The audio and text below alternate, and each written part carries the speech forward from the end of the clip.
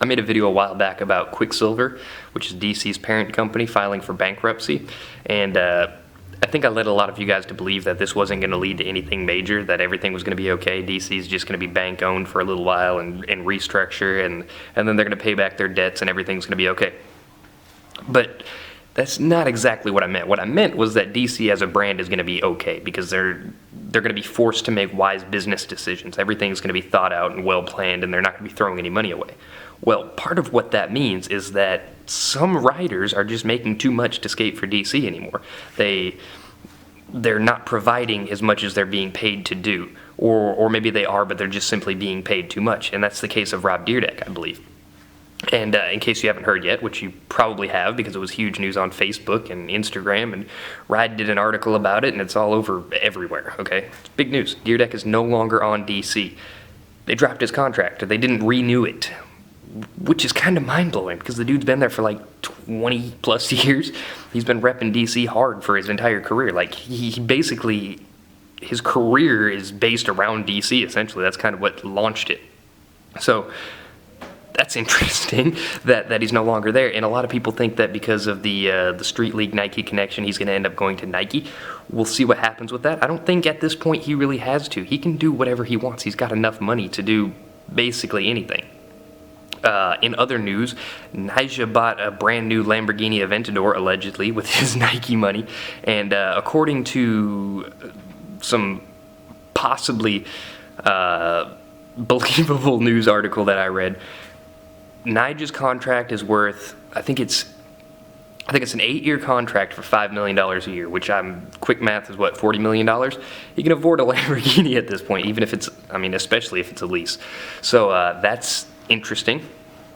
But Dyrdek's already got all that stuff. He's got the Fantasy Factory. He's got more money than he knows what to do with. He's proven that time and time again, especially with Fantasy Factory, where he's essentially does what all of us would probably do if we had Rob Dyrdek's money.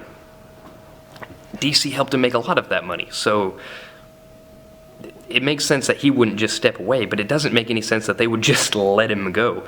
And apparently they're going to pick up some new, younger riders, and that's cool and all, but can they replace Rob Dyrdek as far as, like, branding potential goes? The dude has a TV show. The dude has, like, 3 million plus Instagram followers. He's, popular on Facebook. He's popular everywhere. Everybody loves Rob Dyrdek outside of skateboarding. Of course, there's people in skateboarding that are annoyed by him.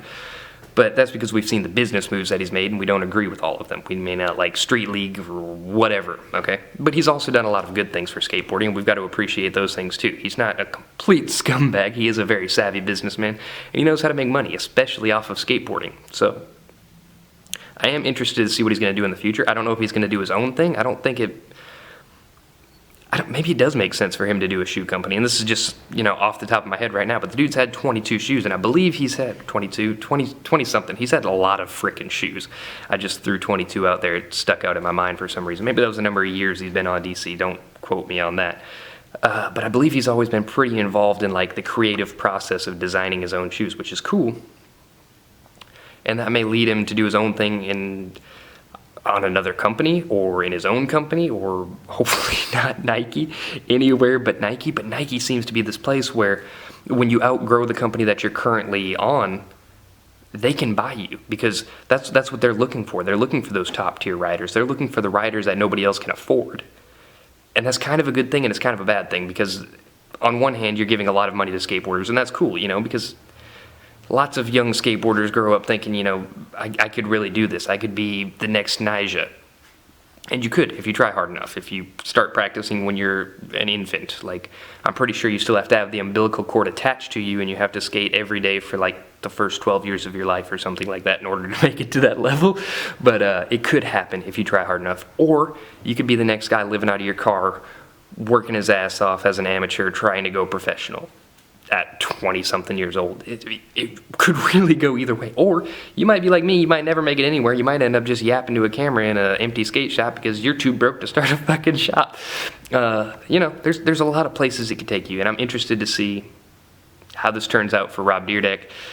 Congratulations on the new Lamborghini. That's pretty cool, Nijah. I guess, I don't know if you're leasing it or if you bought it, but either way, it's pretty freaking awesome.